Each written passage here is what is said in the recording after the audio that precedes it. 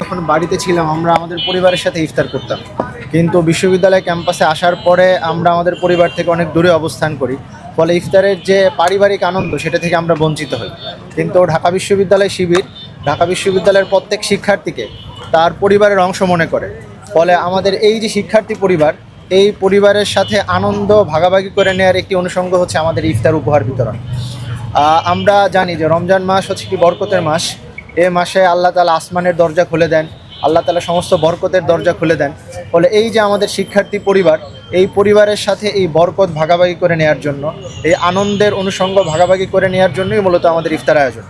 আমরা বাংলাদেশ ইসলামী ছাত্র শিবিরের পক্ষ থেকে এই ইফতার আয়োজন আগামী 15ই রমজান পর্যন্ত ক্যাম্পাসের বিভিন্ন অংশে, ক্যাম্পাসের বিভিন্ন হলের সাথে আমরা এই ইফতার আয়োজন চালিয়ে যাব।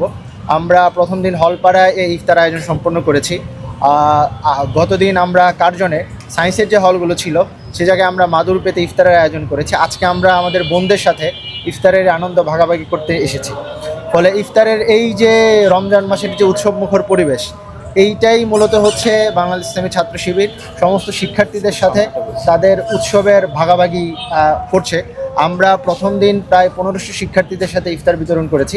আজকে আমরা শামসুন্নাহার হল এবং রোকেয়া হল মিলে প্রায় আমরা 1000 শিক্ষার্থীদের সাথে আজকের এই ইফতারের উপহার ভাগাভাগি, ইফতারির আনন্দ ভাগাভাগি করে নিয়েছি।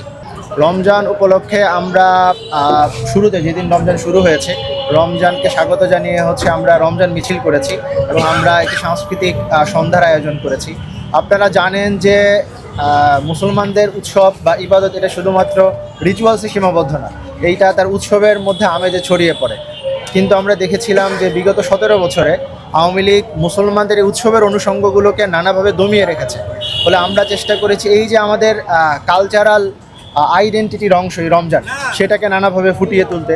ফলে ক্যাম্পাসের বিভিন্ন অংশে আমরা নানাভাবে আলোকসজ্জা করেছি এবং রমজান মিছিল করেছি। এবং রমজানের আমরা আরেকটি প্রতিযোগিতা আমরা ছাত্র শিবিরের পক্ষ থেকে ঘোষণা করেছি, হিকমা রমাদান কম্পিটিশন, একটি সিরাপ প্রতিযোগিতা। এই জায়গায় হচ্ছে যে সমস্ত শিক্ষার্থীরা অংশগ্রহণ করবেন তাদের নিয়ে আমাদের উৎসব থাকবে। আমরা এর বাইরে হচ্ছে আরও বেশ কিছু উৎসব পালন করব। আপনারা জানেন যে 17ই রমজান, এই দিনে হচ্ছে ইতিহাসের অন্যতম গুরুত্বপূর্ণ অংশ বদর যুদ্ধ অনুষ্ঠিত হয়েছিল, যেই যুদ্ধ মুসলমানদের প্রথম যুদ্ধ ছিল। এই বদর দিবসকে উদযাপন করেও আমরা এই প্রোগ্রাম করার চিন্তা করেছি। এবং আরেকটি গুরুত্বপূর্ণ প্রোগ্রাম ছাত্র শিবিরের পক্ষ থেকে রমজান মাসে, সেটি হচ্ছে প্রোডাক্টিভ রমাদান। আপনারা জানেন যে আওয়ামী লীগের আমলে প্রোডাক্টিভ রমাদান এই প্রোগ্রামটি বাস্তবায়ন করতে গিয়ে আওয়ামী হায়ানাদের শিকার হয়েছিল আমাদের বেশ কিছু শিক্ষার্থী। তারা নির্যাতিত হয়েছিল শুধুমাত্র এই প্রোগ্রামটি বাস্তবায়ন করার কারণে। এবং একজন নির্যাতিত শিক্ষার্থী আমাদের সাথে এখন উপস্থিত আছেন, সাফওয়ান। ফলে এই যে আমাদের কালচারাল আইডেন্টিটি, যেটাকে দমিয়ে রাখা হয়েছিল, ফলে প্রত্যেক বছর আমরা এই প্রোডাক্টিভ রমাদান বাস্তবায়ন করে থাকি। গত বছর আমরা বিশাল পরিসরে আন্তর্জাতিক খ্যাতিসম্পন্ন স্কলার ইয়াসির কাদিকে নিয়ে এসে প্রোডাক্টিভ রমাদান বাস্তবায়ন করেছি। এবছরও আমরা মার্চের 2 তারিখ টিএসসি অডিটোরিয়ামে আমরা এই প্রোডাক্টিভ রমাদান আবার বাস্তবায়ন করব।